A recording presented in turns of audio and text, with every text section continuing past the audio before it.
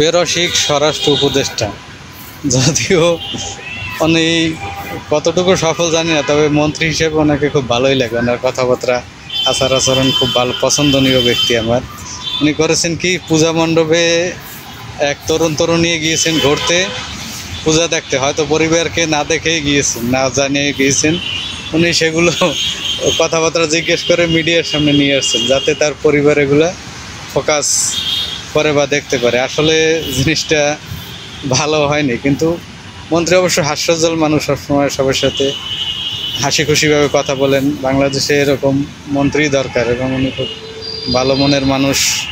কিন্তু জিনিসটা বেরসিক হয়ে গেছে।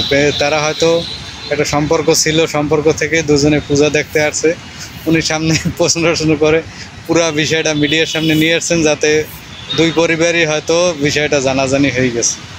যাই হোক, মাননীয় স্বরাষ্ট্র উপদেষ্টা আসলে একজন ভালো মানুষ, কিন্তু এরকম বেরসিক কাজ করা দৃষ্টিকটু মনে হচ্ছে।